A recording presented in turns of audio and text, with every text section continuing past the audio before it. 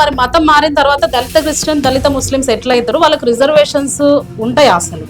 Reservation పదం తీసుకొచ్చింది Muslims, Babasaheb Ambedkar గారు కాదు.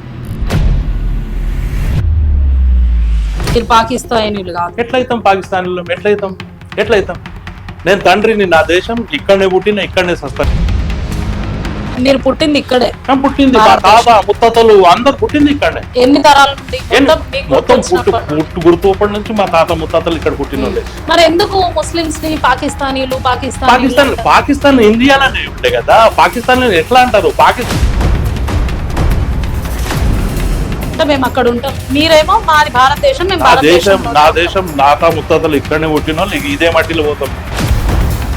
నా జనాభా 16% ఉంది. నా జనాభా 16% ఉంటే నాకు 16% నాకు నా వాటా కావాలి.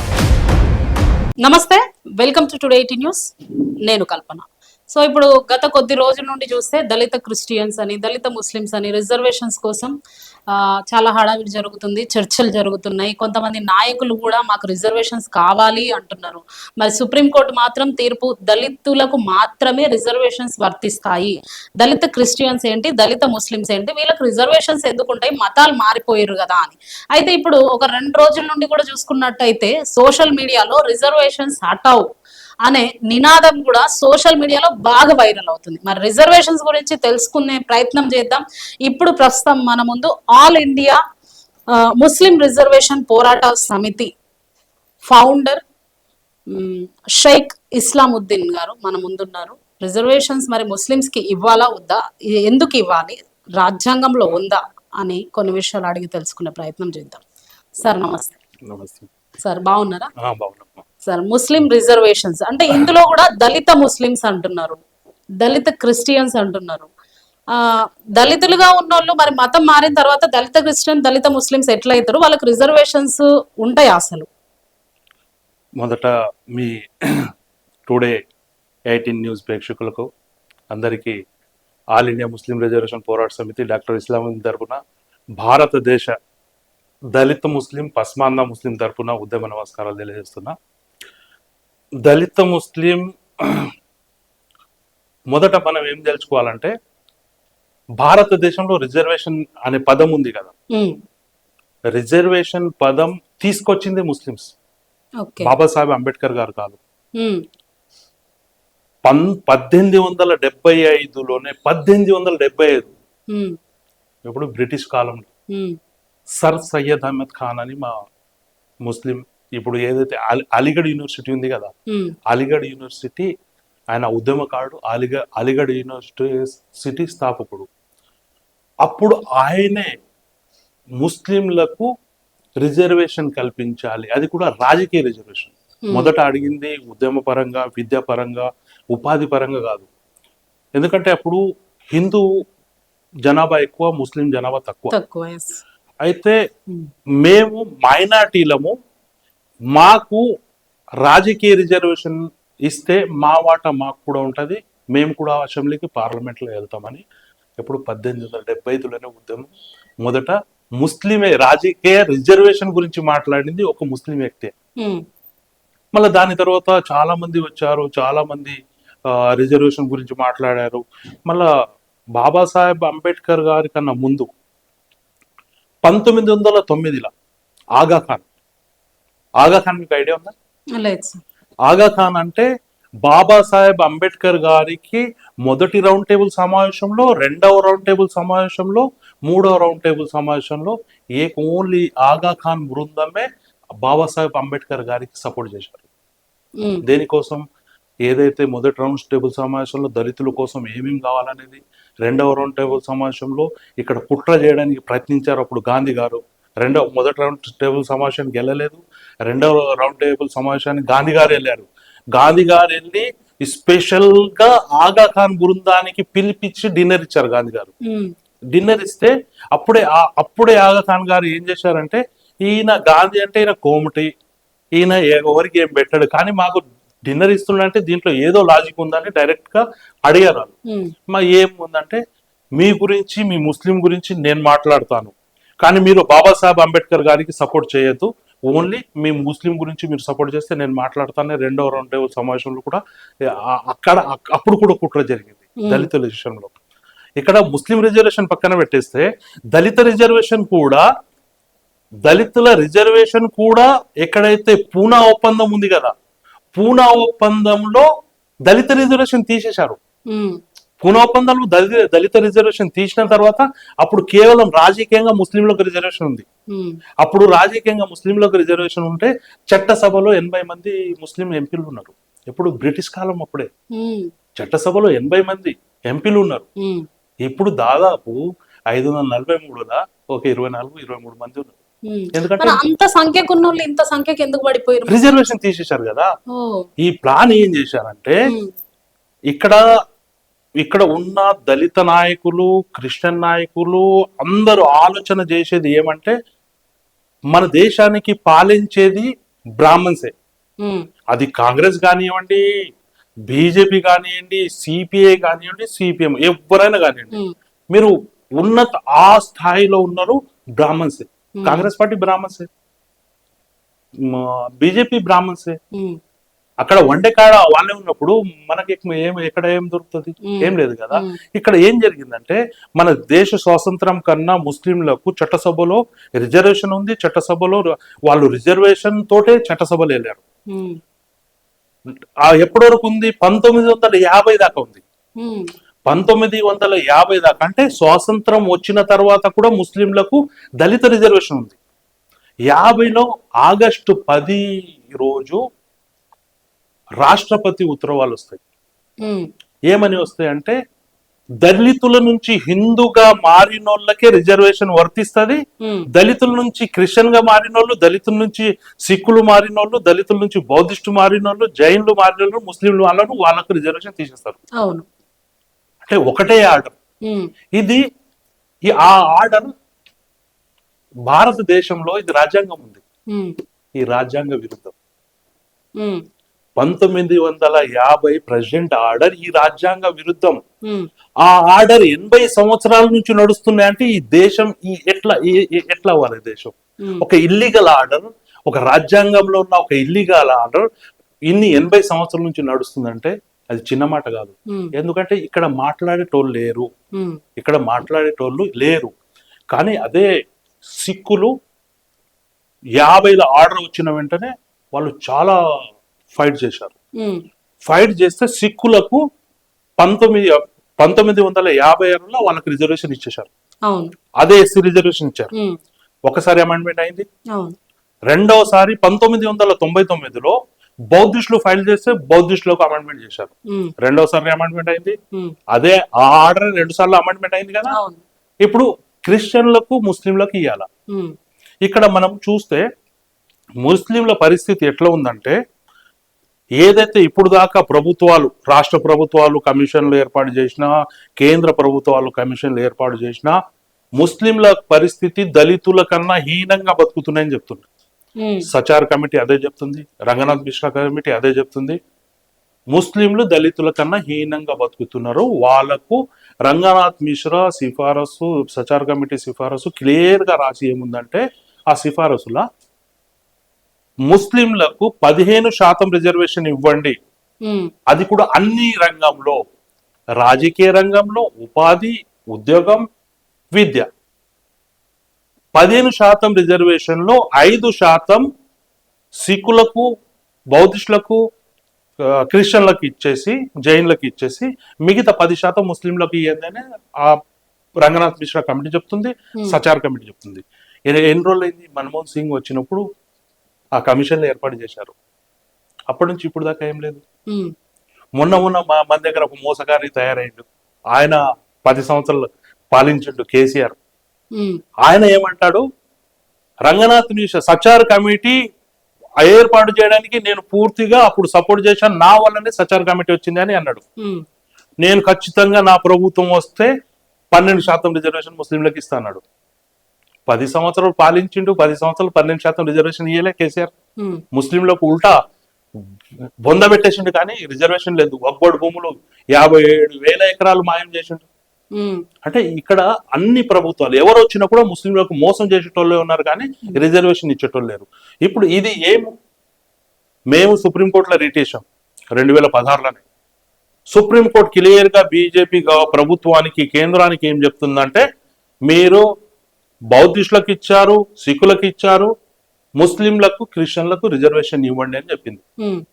చెప్తే 22లో సుప్రీంకోర్టు బాగా ప్రెషర్ పెట్టింది, ఖచ్చితంగా ఇవ్వాల్సిందే లేకుంటే మేము జడ్జిమెంట్ ఇస్తామని. బీజేపీ ప్రభుత్వం ఏం చేసిందంటే 22లో జస్టిస్ కేజీ బాలకిషన్ కమిషన్ అని ఏర్పాటు చేసింది. నేను మొన్న జస్టిస్ కేజీ బాలకిషన్ గారు నాకు అపాయింట్మెంట్ ఇస్తే ఢిల్లీ వెళ్ళాను, నా మెమోరాండం ఇచ్చాను నేను. అయితే కేజీ బాలకిషన్ గారు ఏం చేశారంటే, అదే రంగనాథ్ మిశ్రా కమిషన్ 2 సంవత్సరాలు తన నివేదిక ఇచ్చింది, రిపోర్ట్ మొత్తం క్లియర్ గా ఇచ్చింది. 2 సంవత్సరాల్లో 28 రాష్ట్రాలు తిరిగింది. ఇదే జస్టిస్ కేజీ బాలకిషన్ గారు 4 సంవత్సరాలు అయింది, 6-7 రాష్ట్రాలు తిరిగారు. అది కూడా కేవలం ఒక రూమ్ లోనే 4 పిలిచి ఒక ఫోటో దిగేసి తిరిగామన్నట్టు నామమాత్రానికి. అంటే ఆయన ఓన్లీ బీజేపీ కోసమే డైరెక్ట్ పనిచేస్తున్నాడని నాకు అర్థమైంది. ఏ రోజు అయితే కేజీ బాలకిషన్ గారిని నియమించారు, అదే రోజు నేను ఇక్కడనే అమీర్పేటలో ఒక హాల్లో మేము రౌండ్ టేబుల్ సమావేశం పెట్టాం. ఆ రోజే కేజీ బాలకిషన్ గారు గో బ్యాక్, మీరు ఖచ్చితంగా బీజేపీకి ఫేవర్ లో పని చేస్తారని మేము ఆ రోజు ప్రెస్ మీట్ పెట్టి చెప్పేసినాం. 4 సంవత్సరాలు ఓపిక తోటి ఉన్నాం, ఎక్కడ తిరగలేదు. జూన్ 10న రిపోర్ట్ సబ్మిట్ చేస్తున్నాడు ప్రభుత్వానికి. ఇక ప్రభుత్వానికి ఏం రిపోర్ట్ సబ్మిట్ చేస్తాడు ఆయన? కశ్మీర్ నుంచి కన్యాకుమారి ఒక ముస్లిం బృందాన్ని పిలవలేదు, ఒక దళిత కిషన్ బృందాన్ని పిలవలేదు, ఎవరిని పిలవకుండా ఏం రిపోర్ట్ సబ్మిట్ చేస్తాడు? అది బీజేపీకి ఫేవర్ లో ఉంటుందని మేము కొంచెం ప్రెషర్ పెట్టేస్తే మాకు జూన్ 9 తారీఖు ఢిల్లీలో అపాయింట్మెంట్ ఇచ్చారు. ఢిల్లీ పోయాను నేను. పోయేసి ఇది అద్భుతం, ఇది ఎందుకు ఇంత బ్రీఫ్ గా ఇదే ఆయనకి ఇచ్చాను. ఇది మనం భూమి ఉన్నంత కాలం ఉంటది, ఇది ఈ రికార్డు ఉంటది. అందుకే ఇంత పకడ్బందీగా చేసి నేను ఆయన రిసీవ్ కూడా తీసుకున్నాను, ఆయనకి ఇచ్చాను.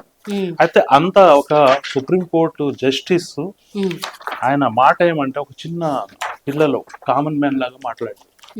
రిసీవ్ ఒక కామన్ మ్యాన్ లాగా మాట్లాడతాడు. ఏం మాట్లాడతాడు అంటే, నేను దాదాపు 40 నిమిషాలు మాట్లాడాను. ఏం మాట్లాడతాడంటే, కేరళ నుంచి ఒకరిని తీసుకురా, నేను రిజర్వేషన్ కోసం రికమెండ్ పెడతా అంటాడు. కేరళలో 100% మీకు ఎడ్యుకేషన్ ఉంది, 100% లిటరసీ ఉంది కేరళలో. కేరళ వాళ్ళు రిజర్వేషన్ ఎందుకు అడుగుతారు?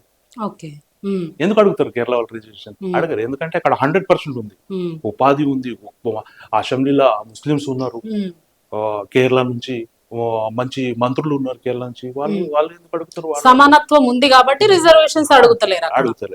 అయితే నేనేం చేశానంటే, ఇది ఎట్లా ఆయన ఇంత పెద్ద మనిషి ఎట్లా మాట్లాడతారు, ఇది తప్పు కదా అని వచ్చేసిన తర్వాత ఆలోచించి భారతదేశంలో ఉన్న అన్ని ముఖ్యమంత్రులు లెటర్ రాశాను. అసెంబ్లీలో మీరు తీర్మానం చేయండి, మీతోటి మా బృందం వచ్చి మాట్లాడుతుంటే అవకాశం ఉంటే మాకు సమయం ఏంటి మాట్లాడండి. కానీ ఏదైతే కేరళ అని అన్నాడు కదా ఆయన జస్టిస్ కేజీ బాలకిషన్, అదే కేరళ నాకు ఫస్ట్ నా లెటర్ కు సమాధానం ఇస్తూ ఒక అధికారిని ఏర్పాటు చేసింది. అదే కేరళ ప్రభుత్వం అధికారిని ఏర్పాటు చేసింది. విత్ ఇన్ ఈ వారం లోపలనే నాకు ఆయన అపాయింట్మెంట్ కూడా ఫిక్స్ అయిపోయింది. అదే కేరళ ప్రభుత్వం. నేను మాట్లాడాను అధికారితోటి. అధికారి ఏమంటాడు, మేము డైరెక్ట్ మా ప్రభుత్వం ద్వారా రాస్తాం, మాకు కూడా రిజర్వేషన్ కావాలా, మేము ఇక్కడ అమెండ్మెంట్ ఇక్కడ రెజ్యులేషన్ తీసుకొస్తామని చెప్తున్నారు. అంటే ఈ విధంగా భారతదేశంలో ముస్లింల పైన వివక్ష జరుగుతుంది. ముస్లింల పైన మళ్ళా ఏమంటారంటే, మీరు ముస్లిమ్స్, క్రిస్టియన్, ఇండియన్స్ గారు. ఎందుకు ఇండియన్స్ గా మేము? అంటే ముస్లిమ్స్ చాలా మంది ఇప్పుడు అదే వివక్ష జరుగుతుంది సార్. అది కొంతమంది ఏమంటున్నారు అంటే, ముస్లిమ్స్ పాకిస్తానీలు, ఇజ్రాయిల్ నుంచి క్రిస్టియన్స్ వచ్చారు, బ్రిటిష్ వాళ్ళు అసలు వీళ్ళు ఇండియన్సే కాదు, ఇండియా నుండి ఎల్లగొట్టేసాల వీళ్ళను అని అంటారు. మరి అలాంటి వాళ్ళకి మీరు ఏం సమాధానం చెప్తారు? ఇప్పుడు అఖండ భారతదేశం అంటున్నారు కదా, ఆర్ఎస్ఎస్ వాదన ఏంటి, నేను అఖండ భారతం చేస్తా అని చెప్తున్నారు కదా. నేను అఖండ భారతానికి మొదటి వరుసలో ఉంటా. నేను అఖండ భారతానికి ఆర్ఎస్ఎస్ సపోర్ట్ చేస్తాను నేను.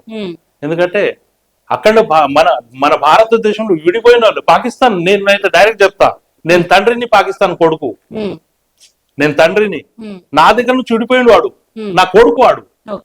నా దగ్గర నుంచి విడిపోయింది బంగ్లాదేశ్. వాడు నా కొడుకు, నేను తండ్రిని. నా దేశం ఇక్కడనే పుట్టిన, ఇక్కడనే సస్తా. నేను ఇదే మట్టిలో సస్తా, ఇదే మట్టిలో పుట్టిన, ఇదే మట్టిలో సస్తా. నేను పాకిస్తానీలు కాదు. ఎట్లయితాం పాకిస్తానీలో? ఎట్లయితాం మీరు? అది కూడా చెప్తాను నేను. 1931 జనాభా క్యాష్లెస్ సెన్సస్ జరిగింది. ఎప్పుడు?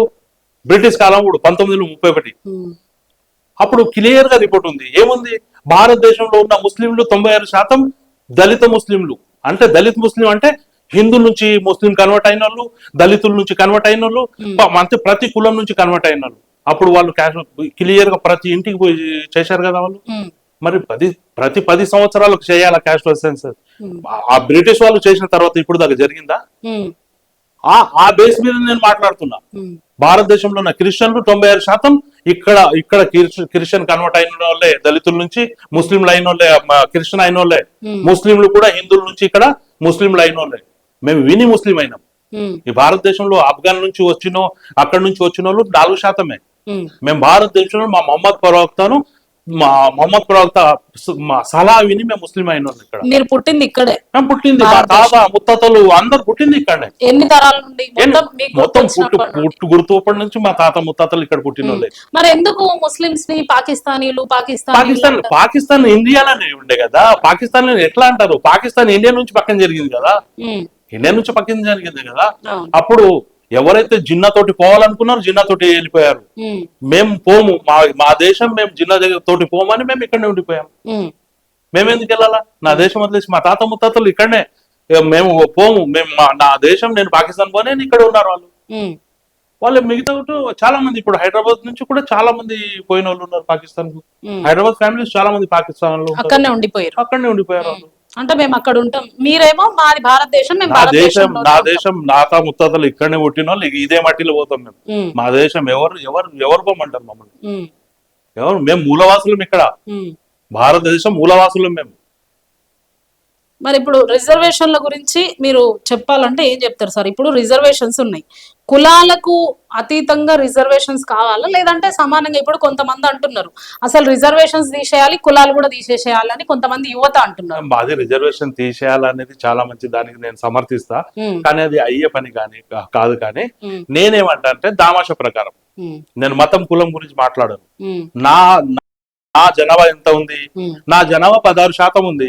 నా జనాభా 16% ఉంటే నాకు 16% నా వాటా కావాలా? 16% నా వాటా నాకు కావాలా?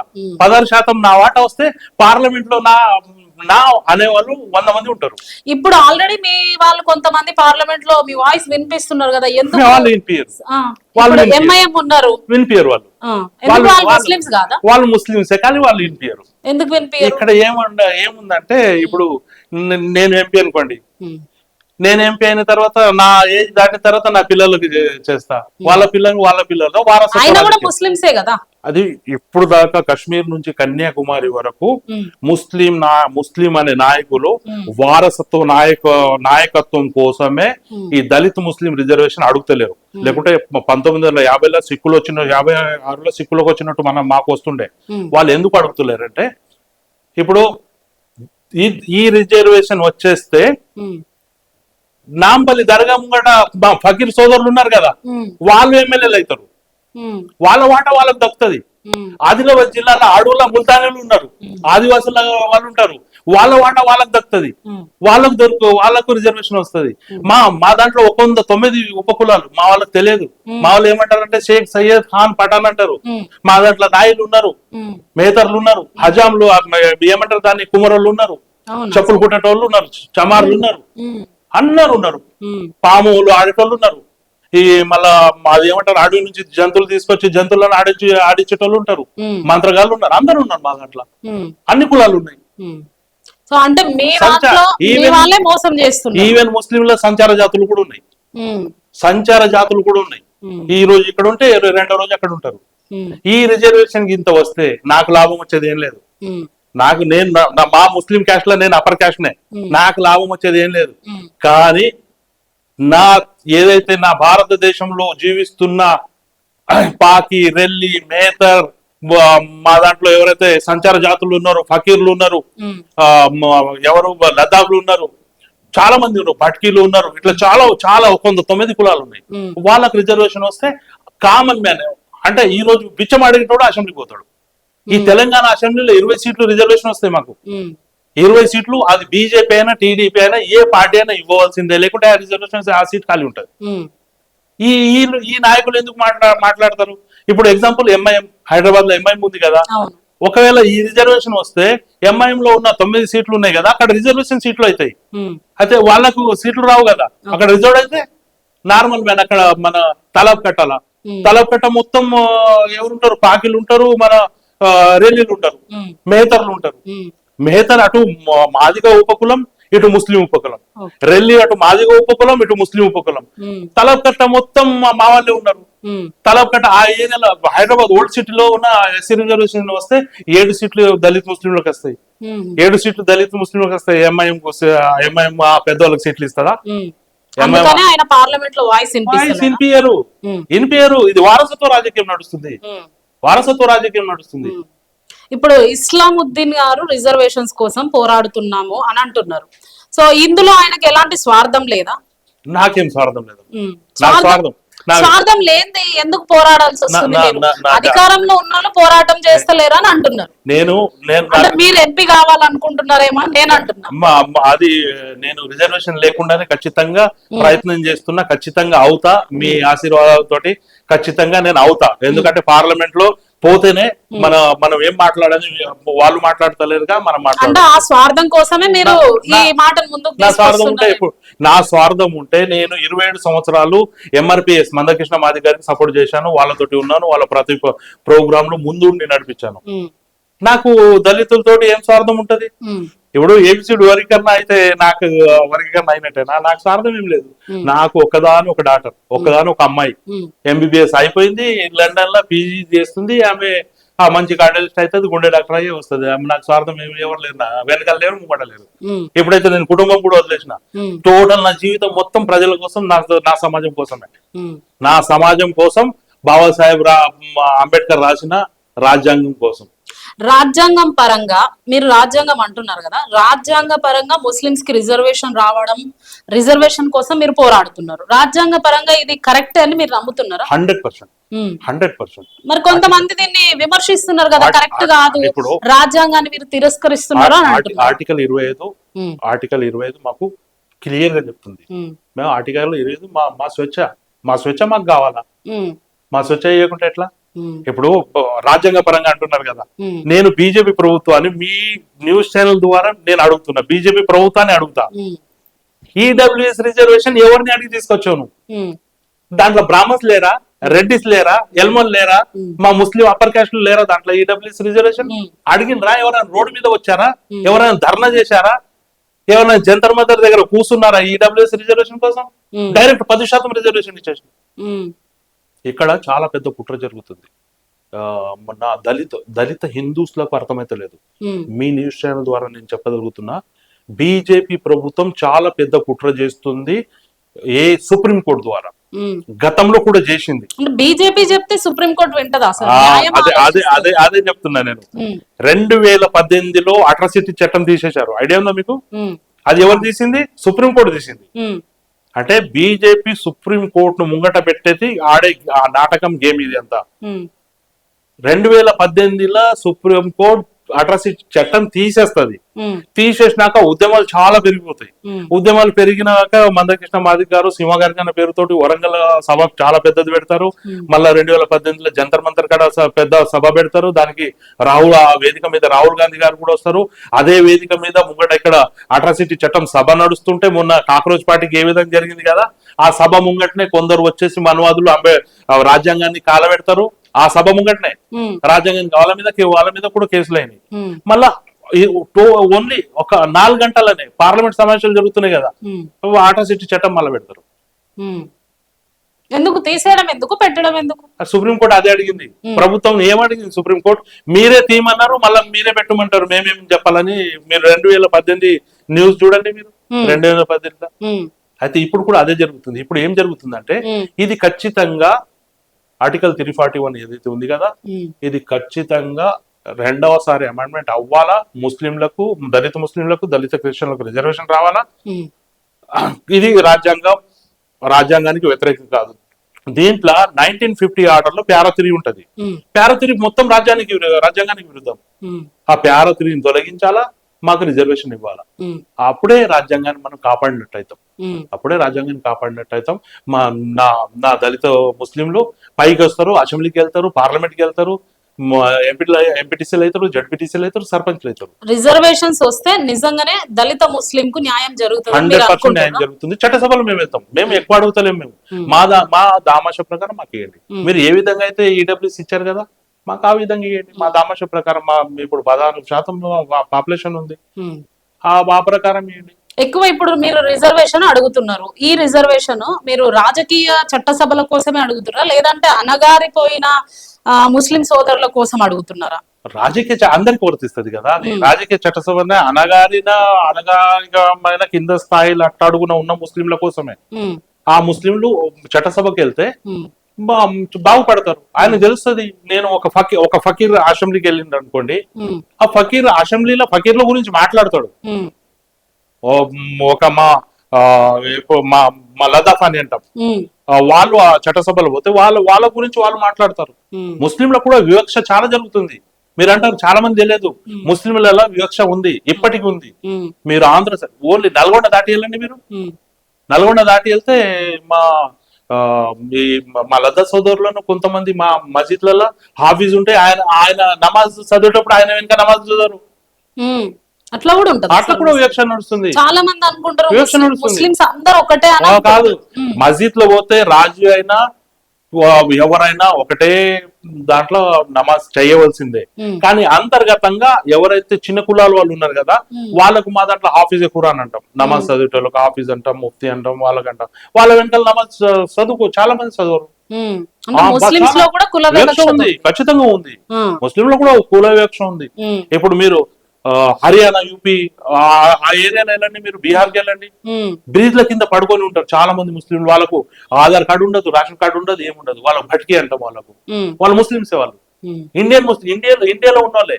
వాళ్ళ పరిస్థితి ఇప్పుడు ఏ విధంగా ఉందంటే, ఈ SIR వచ్చిన తర్వాత వాళ్ళ దగ్గర ఆధార్ కార్డు లేదు, రేషన్ కార్డు లేదు. వాళ్ళకి తీసుకుపోయి డిటెన్షన్ వేసేసి పాకిస్తాన్, బర్మాకు ఎక్కడ పంపిస్తారు. వాళ్ళకి ఏం తెలియదు. ఇప్పుడు పాములు ఆడించేటోళ్ళు ఉంటారు, వాళ్ళు కూడా ముస్లింసే. వాళ్ళ దగ్గర ఇప్పుడు ఎగ్జాంపుల్ చెప్తున్నా, మన Jammu and Kashmir law ST reservation ముస్లింలకు ఉంది ఇప్పటికీ. జమ్మూ అండ్ కాశ్మీర్ లా మా ముస్లిం ఎస్టీ నుంచి కన్వర్ట్ అయిన వాళ్ళు, వాళ్ళకి ఎస్టీ రిజర్వేషన్ ఉంది. అక్కడ ఎమ్మెల్యేస్ ఉన్నారు. లక్షద్వీప్ లో ఒక ఎస్టీ ఎంపీ ఉన్నాడు. ఆయన ఎస్టీ ట్రైబ్. ఆయన ఇప్పుడు తీసేస్తే అందరికి తీసేయాలి కదా. కొన్ని రాష్ట్రాల్లో వేరువేరుగా అందరికి తీసేయాలి కదా. ఇప్పుడు లక్షద్వీప్ లో ఒక ఎంపీ ఎస్టీ రిజర్వ్డ్ సీట్ మీద నిలబడతాడు ఆయన. ఇప్పుడు ప్రస్తుతానికి ఎంపీ ఉన్నాడు ఆయన ఎస్టీ కోట మీద. ఇప్పుడు ఓబీసీలో కూడా మీకు ముస్లిమ్స్ కి రిజర్వేషన్స్ ఉన్నాయి కదా సార్, మరి అవి సరిపోతలేవా? 4% అది ప్రభుత్వం తెలంగాణ వైఎస్ రాజశేఖర గారు ఇచ్చారు. దాంతో ఏమైతుందమ్మా? సరిపోతలేవా అంటారు? సరిపోతలేదు. అది విద్యా ఉపాధి వదిలి దానికోసమే. నాకు చట్టసభకి వెళ్ళాలా, ప్రత్యేకంగా చట్టసభలు వెళ్ళాలా. నాకు రాజకీయ రిజర్వేషన్ వస్తేనే మేము చట్టసభలు వెళ్తాము.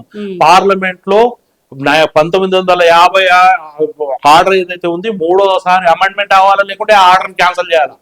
అది రాజ్యాంగ విరుద్ధం. అది 80 సంవత్సరాల నుంచి ఒక రాజ్యాంగ విరుద్ధమైన ఆర్డర్ నడుస్తుందంటే అది చిన్న మాట కాదు. 80 సంవత్సరాలు. మరి అంబేద్కర్ గారు అన్నారు, ఈ రిజర్వేషన్స్ ఎప్పటికీ ఉండాలనే రూల్ లేదు, భారతదేశంలో సమానత్వం వచ్చినప్పుడు రిజర్వేషన్స్ తొలగించవచ్చు అని కూడా అన్నారు. మరి ఇప్పుడు సమానత్వం రాలేదు అనుకుంటున్నారా మన భారతదేశం? ఇప్పుడు ఎట్లా ఉందంటే, ఇక్కడ మొత్తం రాజకీయం నడుస్తుంది. ఎప్పుడు దాకా రాజకీయం ఉంటుందో అప్పుడు దాకా రిజర్వేషన్లు అది ఉంటూనే ఉంటాయి. సమానత్వం రావాలంటే ఎట్లా ఉండాలంటే, ఇప్పుడు నా మాదిగ సోదరుడు IAS అయింది అనుకోండి, నా మాల సోదరుడు IAS అయింది అనుకోండి, ఆయన స్వయంగా వచ్చేసి ఆయనకి ఏదైతే రిజర్వేషన్ వస్తుంది కదా, నేను IAS ఆఫీసర్ అయ్యాను, నా ఇంటికి నా పిల్లలకు ఇప్పుడు రిజర్వేషన్ అవసరం లేదని ఆయన చెప్పేయాలా. అంటే పబ్లిక్ నుండి రావాలి అంటున్నారు. పబ్లిక్ నుంచి రావాలా. ఒక డాక్టర్ అయిండు, ఒక IPS అయిండు, ఒక ఇంజనీర్ అయిండు, ఆయన స్వయంగా ఇప్పుడు నేను బాగుపడ్డాను, నా కులం బాగుపడాలా, నాకన్నా కింద ఉన్న బాగుపడాలా, అంటే నేను రిజర్వేషన్ వదిలేయాలి. ఉమ్, అట్లా ఆ విధంగా వస్తేనే అది చేంజ్ అవుతుంది, లేకుంటే చాలా బాబాసాహెబ్ అంబేద్కర్ 10 సంవత్సరాలకు ఒకసారి ఈ రిజర్వేషన్ చేంజ్ చేయండి అన్నారు. ఉమ్, ఇప్పుడు 80 సంవత్సరాలు అవుతుంది, చేంజ్ అవ్వలేదు. అవ్వదు అది, ఉమ్, అది అయ్యే ప్రసక్తే లేదు అది. ఓకే, మీరు ఇంత పోరాటం చేస్తున్నారు కదా, మీకు ఖచ్చితంగా రిజర్వేషన్స్ వస్తాయని న్యాయం మీద నమ్మకం ఉందా మీకు? 80 సంవత్సరాల నుండి రాని రిజర్వేషన్స్ పోరాటం చేస్తూ ఉంటే ఇప్పుడు వస్తాయని మీరు నమ్ముతున్నారా? ఇప్పుడు ఎగ్జాంపుల్ చెప్తున్నా, 30 సంవత్సరాల పోరాటం మందకృష్ణ మాదిగారిది, ఉమ్, ఏబిసిడి వర్గీకరణ వర్గీకరణ గురించి. అవుతుందని మాకు తెలియదు, ఉమ్, అవుతుందని నమ్మకం కూడా లేకుండే. ఉమ్, అయిందా? ఉమ్, 30 సంవత్సరాలు ఓపిక, ఆయనతోటి 27 సంవత్సరాలు నేను కలిసి ఉన్నాను, ఉమ్, 30 సంవత్సరాలు ఆయన ఓపిక అయింది కదా. అవును.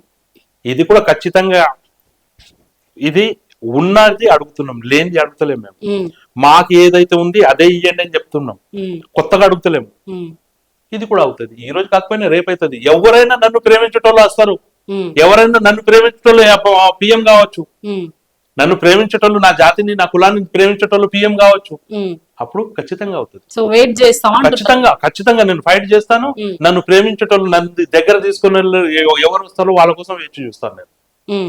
ఇప్పుడు బీజేపీ ప్రభుత్వం కేంద్రంలో ఉంది కదా సార్, చాలా మంది అంటున్నారు, బీజేపీని విమర్శిస్తున్నారు, ఏంటంటే బీజేపీ మతపరమైన రాజకీయాలు చేస్తుంది అంటున్నారు, అది వాస్తవమేనా? 100% వస్తుంది, ఉమ్, 100%. ఇక్కడ ముఖ్యంగా ఉమ్, ముస్లిం పరంగా ఇప్పుడు బీజేపీ దగ్గర ఏం లేదు. ఉమ్, ఎన్ని రోజులు ఏమైందంటే అయోధ్య విషయంలో, రామ మందిర్ విషయంలో వాళ్ళు రాజకీయం చేశారు, ఉమ్, అది జరిగింది. ఇప్పుడు వాళ్ళ దగ్గర లేదు. ఉమ్, ఇప్పుడు ఎగ్జాంపుల్ జంతర్ మంతర్, మొన్న జంతర్ మంతర్ దగ్గర అంత ఆ, పెద్ద కాక్రోచ్ పార్టీ CJP, జరిగింది ఆ. కదా. నేను వెళ్ళాను, ఉమ్. నేను వెళ్ళాను, కానీ అంటే మద్దతుగా వెళ్ళిరా మీరు? వేదిక దాకా కూడా వెళ్ళలేను, ఎందుకంటే నా వలన వాళ్ళకి ఇబ్బంది అవుతుందని నేను వెళ్ళలేదు. నేను పోయి మాట్లాడాను, ఉమ్, నేను అభిజిత్ దిప్కే తోటి మాట్లాడాను, వాళ్ళ టీం తోటి మాట్లాడాను, మా సపోర్ట్ ఖచ్చితంగా ఉంటుందని మాట్లాడాను. కానీ నేను వేదిక మీద వెళ్ళలేదు. ఎందుకు వెళ్ళలేదంటే నేను అక్కడ వేదిక మీద వెళ్తే ఖచ్చితంగా ఇది ఎవరో సపోర్టర్స్, ముస్లిం సపోర్టర్స్ అని అనుకుంటాను. ఆల్రెడీ ఈ మాట వచ్చింది కాబట్టి నేను ఆల్రెడీ ఒక అడుగుతున్నా సార్. ముస్లిం జునైద్ భాయ్ అని మా ముస్లిం ఫుడ్ జునైద్ భాయ్ డొనేట్ చేసినందుకు. ఫుడ్ డొనేట్ చేస్తే వాళ్ళ పరిస్థితి, వాళ్ళ తల్లిదండ్రుల పరిస్థితి, వాళ్ళ అక్క చెల్లెల పరిస్థితి ఏ విధంగా చేస్తున్నారు ఉమ్. ఇక్కడ చాలా అంటే దేశం. మరి అది వాస్తవం కాదంటారా? ఇప్పుడు ఆయన ఒక హోటల్ నడిపించుకునే ఆయన, ఒక టీ స్టాల్ పెట్టుకొని నడిపించుకునే ఆయన, ఇంత మంది ప్రజలకు ఫుడ్ ఎక్కడి నుండి పెడతాడు ఆయన? మీకు మీకు చెప్పాలని ఎగ్జాంపుల్ చెప్పాలని ఏదో రోజు బయటికి వస్తుంది, కానీ ఉమ్, అభిజిత్ దిప్కేకు మద్దతుగా హైదరాబాద్ నుంచి ఉమ్, కొన్ని వందల మంది ఉమ్, రోజు ఫుడ్ పార్సల్ పోయింది, రోజు పోయింది జొమాటో, స్విగ్గీ ద్వారా. ఉమ్. మరి ఎందుకు జునైద్ భాయ్ ఒక్కడే పంపించినట్టుగా కాదు, మాట్లాడుతున్నారు? అది జునైద్ భాయ్ కూడా ఇచ్చినప్పుడు ఆయన డైరెక్ట్ ఫుడ్ తీసుకొచ్చి పెట్టాడు. పెట్టిండ్రు. మళ్ళీ సెకండ్ ఏమంటే జునైద్ భాయ్ కూడా సరిపోకపోతే ఇంకా చాలా మంది దేశం నుంచి కాదు, విదేశాల నుంచి కూడా స్విగ్గీ, జొమాటో, స్విగ్గీలో పార్సల్ చేశారు. ఉమ్, కానీ అతి ఎక్కువ హైదరాబాద్ నుంచి పోయింది. ఉమ్, ఏదో రోజు బయటకు వస్తుంది, అది అతి ఎక్కువ హైదరాబాద్ నుంచి వెళ్ళారు. ఉమ్, హైదరాబాద్ లో చాలా మంది దాతలు, హైదరాబాద్ లో ప్రేమ ఉంది, ఉమ్, హైదరాబాద్ లో ఆప్యాయత ఉంది. ఉమ్, ఎవరైనా కష్టంలో ఉన్నాడంటే హైదరాబాద్ వాళ్ళు ఖచ్చితంగా ఆయన దగ్గర ఒక 2 ముద్దలు ఉంటే ఒక ముద్ద ఆయన తిని పెడతాడు, ఒక ముద్ద ఆయన తింటాడు. ఉమ్. ఆ ప్రేమ హైదరాబాద్ లో సో ఖచ్చితంగా. హైదరాబాద్ అది నుండే ఫుడ్ ఎక్కువ అది నేను వెళ్ళిందంటారు. ముస్లింలే అంటలేను, ఉమ్. హైదరాబాద్ లో ఉన్న హిందూ, ముస్లిం, సిక్, ఇసాయి ఎన్ని కులాలు ఉన్నారు కదా, అందరి మధ్య హైదరాబాద్ లో చాలా ప్రేమ ఉంది. ఉమ్, హైదరాబాద్ లో ప్రేమ ఉంది. ఉమ్. కానీ చాలా మంది అంటున్నారు జునైద్ భాయ్ దగ్గర నుండే పోయింది ఫుడ్, ఆయన ఒక పేదవాడు కదా, ఆయన ఎట్లా పెడతారు అని అది ఎట్లా ఉందంటే వాదనలు జరుగుతున్నాయి ఇప్పుడు. ఇప్పుడు కొంతమంది ఉన్నారు, చాలా మంది నాకు తెలిసిన వాళ్ళు కొంతమంది ఉన్నారు, పేరు చెప్పను కానీ కొంతమంది హాస్పిటల్ దగ్గర రోజు మార్నింగ్ టిఫిన్ పెడతారు నాకు తెలిసిన వాళ్ళు. అవును, పెడతారు ఇక్కడ కూడా.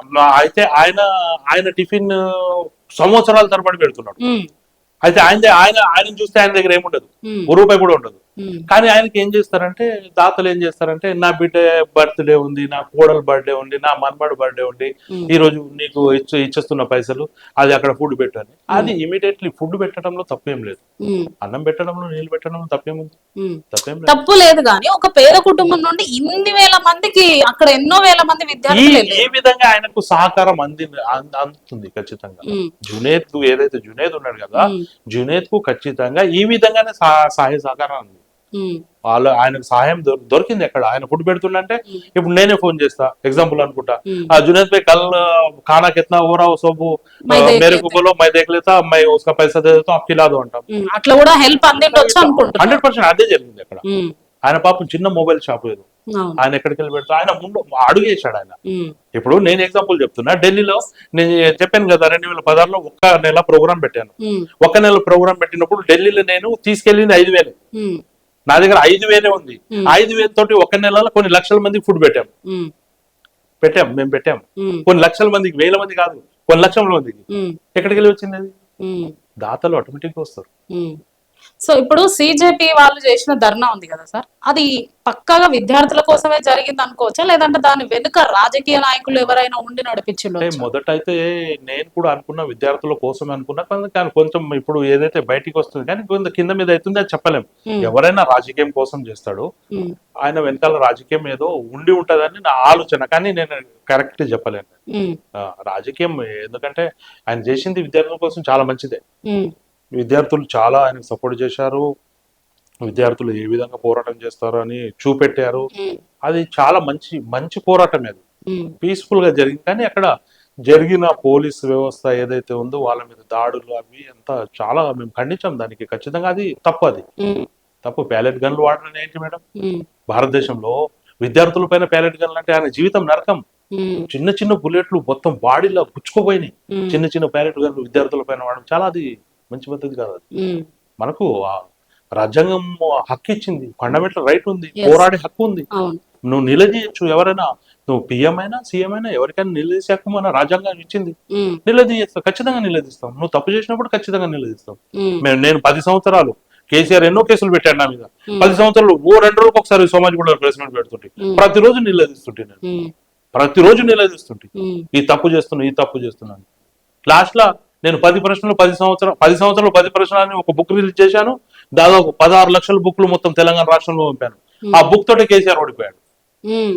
ఆ బుక్ తోటే కేసీఆర్ ఓడిపోయాడు. ఏం బుక్ రాసిరు సార్? 10 సంవత్సరాలు 10 ప్రశ్నలను పెట్టాను. కేసీఆర్ సమాధానం తెలంగాణ చెప్పాడు. ప్రభుత్వంపై. తెలంగాణ ప్రభుత్వంపై ఓకే. 10 సంవత్సరాలు 10 ప్రశ్నలు కేసీఆర్ ముస్లిం సమాజానికి సమాధానం చెప్పాలా. ఉమ్, ఆ బుక్ చాలా పోయింది, మేధావులు వచ్చారు దాంట్లో. ఉమ్, ఆ రిటైర్డ్ ఐపీఎస్ వచ్చారు, రిటైర్డ్ ఐఏఎస్ వచ్చారు. ఆ బుక్ రిలీజ్ కు సోమాజిగూడలో బ్రహ్మాండంగా ప్రోగ్రామ్ జరిగింది. ఉమ్, ఆ బుక్ దాదాపు 16 లక్షలు ప్రింట్ చేయించాను నేను.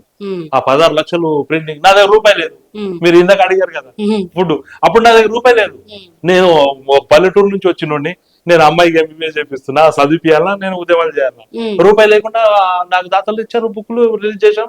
కేసీఆర్ ఆ బుక్ తోటి ఓడిపోయాడు, 100% చెప్తాను నేను. ఉమ్, ఆ ఏ రోజు అయితే బుక్ రిలీజ్ చేశాను కదా నేను, ఆ దాంట్లో అడిగాను 10 సంవత్సరాలు ఒక్కసారి ముస్లింలకు నువ్వు లోన్లు ఇచ్చావు, సబ్సిడీ లోన్లు.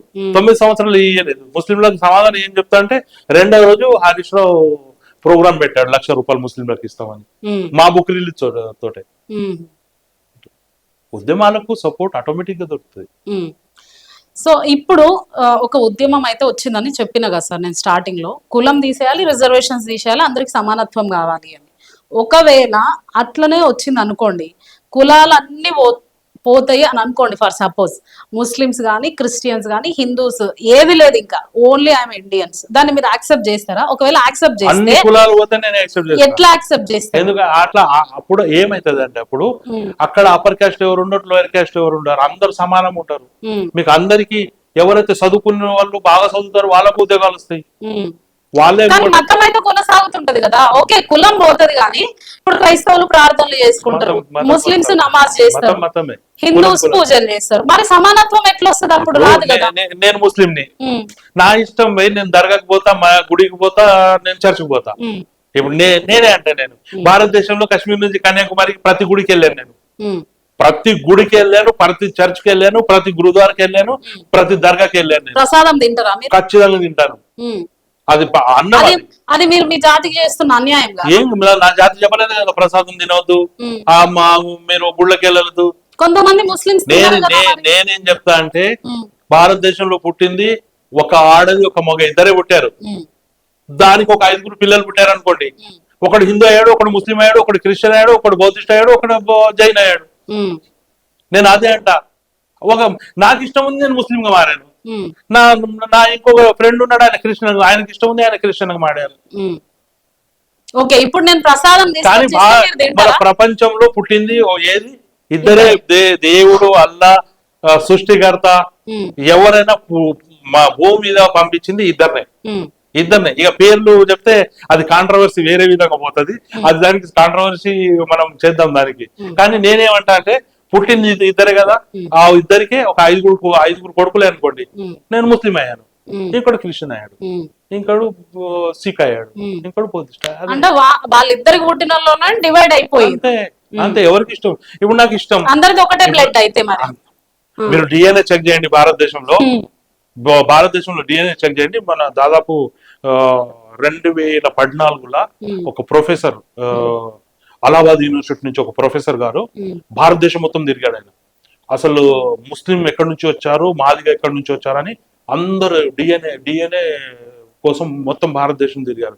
భారతదేశంలో ఉన్న అందరు డిఎన్ఏ ఒకటే, కానీ ఇక్కడ కూడా డిఎన్ఏ వేరున్నది ఒకటే, వాళ్ళది వేరు ఉంటది. ఇక్కడ ఉన్న ముస్లింలు, ఎస్సీలు, ఎస్టీలు, బీసీలు, మైనార్టీలు వీళ్ళ డిఎన్ఏ ఒకటే ఉంటది ఖచ్చితంగా. సో ఇప్పుడు మీరు పోరాటం చేస్తున్న ఈ రిజర్వేషన్ల గురించి మీరు ముస్లిం నాయకులకు కానీ ముస్లిం కులస్తులకు కానీ మీరు చెప్పాలనుకుంటే ఏం చెప్తారు క్లియర్ గా? నేను ముఖ్యంగా ఏం చెప్పాలంటే, ఇప్పుడు ప్రస్తుతం మీ ఛానల్ ద్వారా నా ముస్లిం సోదరులకు, నా ముస్లిం నాయకులకు, తెలంగాణలో ఉన్న ముస్లిం యువకులకు ఈ పోరాటం నా ఒకరి వలన సాధ్యం కాదు. ఈ పోరాటంలో మీరు అందరూ భాగస్వాములు అవ్వండి. ఇప్పుడు హైదరాబాద్ లో ఉన్న ముస్లిం ఎంపీలు అసదుద్దీన్ ఓవైసీ గారు ఉన్నారు. ఇప్పుడు పార్లమెంట్ సమావేశాలు నడుస్తున్నాయి. పార్లమెంట్ సమావేశంలో దీనికి మీరు 0 hours లో మాట్లాడండి, ఈ రిజర్వేషన్ విషయంలో మాట్లాడండి. కానీ మాట్లాడరు.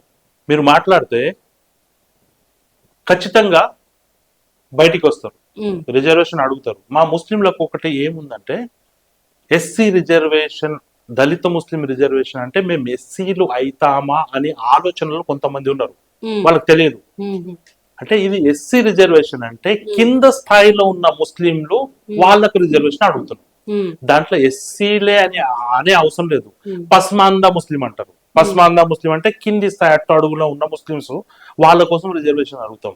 కానీ ఇక్కడ మెయిన్ ఏముందంటే, రాజ్యాంగం ప్రకారం షెడ్యూల్ క్యాస్ట్, షెడ్యూల్ ట్రైబ్ ఉంది కదా, ఆ షెడ్యూల్ క్యాస్ట్ లో ముస్లింస్ కూడా ఉన్నారు, క్రిస్టియన్లు కూడా ఉన్నారు, వాళ్ళకి తీసేశారు. కాబట్టి ఇక్కడ మనము దళిత ముస్లిం పదానికి వాడుకుంటున్నాం.